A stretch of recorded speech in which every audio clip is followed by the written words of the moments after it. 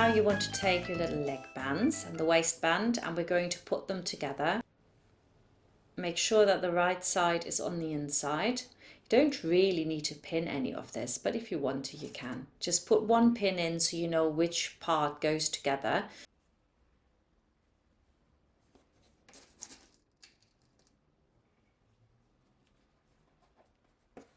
Do the same on the waistband.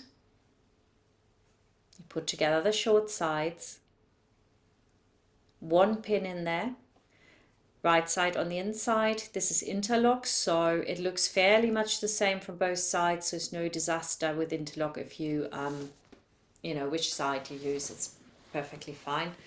And now I'm just going to sew these together, and a really good habit is to put the next piece right under as you finish with the piece you're sewing, so that you're not wasting any thread. So lock that in again as well. And alternatively, if you want to pull it out a little bit like I'm doing here, you can do that too.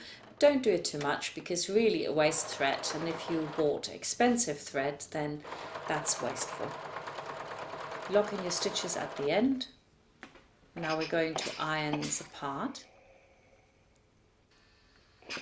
We'll do the same on the waistband.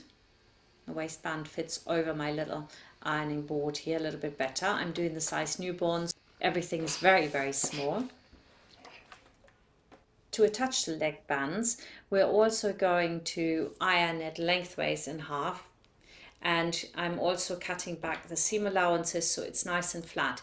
Not necessary on a lighter jersey, but mine is pretty heavy. I mean, interlock is quite thick, so I would recommend that you cut it back. To get this on really well, what you want to do is turn your joggers inside out and then place your leg band on the inside. And we put seam to inner leg seam, and then we're pinning that into place. It can't go anywhere. Then you put your hands in there and you simply stretch it from one side to the other. And where it's the furthest away, that's also the side seam, obviously. Then you're going to pin that in place, and that's all you have to do.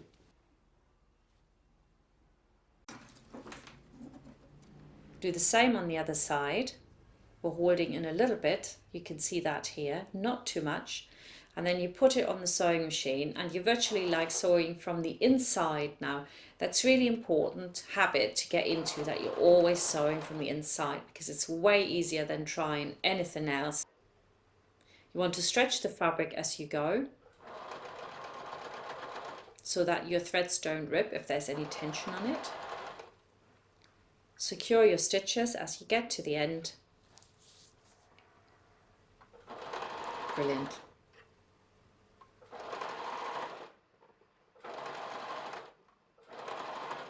Now we overlock it all the way around.